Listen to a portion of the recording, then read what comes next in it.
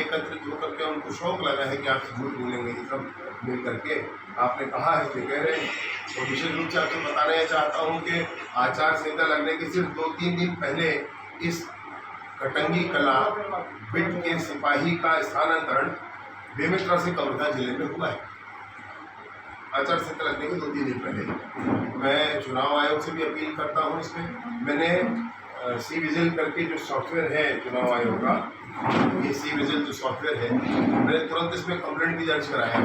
ये online complaint दर्ज करने का है, इसमें तुरंत कंप्लेंट दर्ज कराया है, उनका फोटो उनका वीडियो लेकर के डिटेल लिख करके।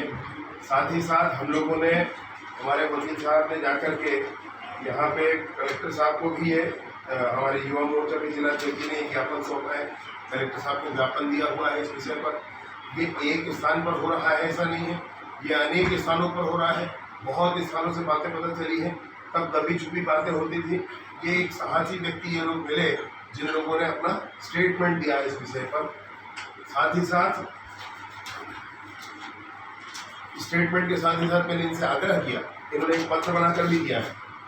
ये पूरे उन गाँव वालों का पत्र है जिसको उन्होंने बनाकर दिया है कि हमारे साथ ऐसा ऐसा हुआ है। ये निर्वाचन आयोग से भी इस विषय को कहना चाहते हैं, लेकिन डीएफओ साहब को बताने के बाद भी डीएफओ साहब का अभी तक कोई इस विषय पर एक्शन नहीं हुआ है। स्थानांतरण उन्होंने नहीं किया, उन्होंने उनको लाइन अटैच नहीं किया, ऑफिस अटैच नहीं किया, कुछ नहीं किया।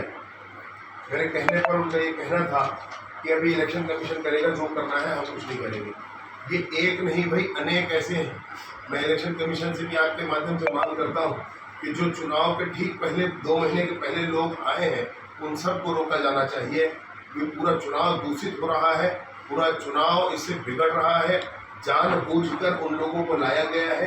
कांग्रेस के पक्ष में वो प्रचार कर रहे हैं, वो वन विभाग के अधिकारी और कर्मचारी हैं, इसलिए वन विभाग के वनांचल क्षेत्र में रहने वाले उनके दबाव में रहते हैं। आप देखते हैं कि अकबर का हमेशा वन क्षेत्र में बड़ा ज़्यादा वोट मिलता है, ऐसा हम सब का अनुभव रहा है। उसका कारण और कुछ नहीं है, सेवा करके उन्होंने किसी का दिल नहीं जीता है, बस डरा करके, धमका करके, गांव वालों को पहचान करके वोट बटोरते हैं। इस बार उनका खुलासा हो चुका है, अब ऐसा नहीं होगा। जब मैं आपसे ये कह रहा हूँ तो वो गाँव वाले लोहारा और कवर्धा के बीच में पहुँच चुके हैं। वो आप प्रत्यक्ष उनसे आपकी मुलाकात होगी, आप उन गाँव वालों से बात करिए, गाँव वाले आपको बताएंगे। इतना ही नहीं है, मैं आपको ये भी बताना चाहता हूँ कि रेंगाखार जंगल के पास सिवनी खुर्द गाँव है, वहाँ अनजाने लोगों ने अपना नाम जुड़वाया हुआ है, अनजाने लोगों ने नाम जुड़वाया है। जब जाकर के हम लोगों ने ये कहा BLO से, बूथ लेवल ऑफिसर से, कि भई ये अनजाने लोगों का नाम आपने किस आधार पर जोड़ा, उनका आधार कार्ड दिखाओ आप हमको, वो कहाँ रहते हैं, उनका पता बताओ। तो BLO ने कहा, स्टेटमेंट दिया। अब मेरी बात सुनिएगा और बात की गंभीरता पर ध्यान दीजिएगा। उन्होंने कहा कि हमने नाम नहीं जोड़ा और ना ही इस नाम का हमने प्रस्ताव किया। BLO ने कहा कि हमने नाम नहीं जोड़ा और ना ही इस नाम का हमने प्रस्ताव किया। तो फिर हमने कहा कि भाई जब नहीं किया तो कैसे आ गया? बोले हम नहीं जानते कैसे। मैं कहा लिख कर दो आप। बोले हम लिख कर दे देते हैं। पंचायत का प्रस्ताव उन्होंने मांगा और पंचायत को लिख करके दे दिया कि हमने इनको नहीं जोड़ा है इनका। अब आप सोचिए कितना बड़ा ब्लंडर चल रहा है। उसके बाद चिल्फी में वो कोई खान है, उनका नाम जुड़ा हुआ है। चिल्फी वाले परेशान है, भाई ये कहाँ से आ गया आदमी, ऐसा आदमी तो है ही नहीं हमारे गांव में। सिवनी खुर्द वालों का ये कहना कि वो वोट तो डाल के दिखाएं इस गांव से, हम बताते हैं उनको कैसे वोट डालेंगे।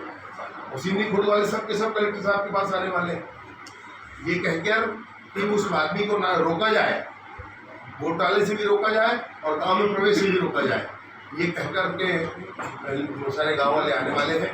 मैं आपसे निवेदन पूर्वक ये कहना चाहता हूँ कि जो दूषित प्रक्रिया चल रही है पूरे कवर्धा के विधानसभा के चुनाव में, मोहम्मद अकबर जी सरकारी तंत्र का भयंकर दुरुपयोग कर रहे हैं। उनके यहाँ द्वारा साड़ी बांटा जाना और आंगनबाड़ी सहायता कार्यकर्ताओं को पैसा बांटा जाना, ये हम सब जानते हैं। चुनाव से ठीक हफ्ते भर पहले ये सब कुछ हो रहा है, आचार संहिता लगने के पहले। उसका अर्थ क्या होता है ये भी हम सब जानते हैं। वो तकनीकी तौर पर अपने आप को बरी रखते हैं, वो एक अलग मामला है, लेकिन वो कितने संलिप्त हैं इन सब चीज़ों में ये पूरी दुनिया जान चुकी है। मैं आप सबसे निवेदन पूर्वक ये कहना चाहता हूँ कि ये लोगों को बचाइए, इनकी रक्षा करिए।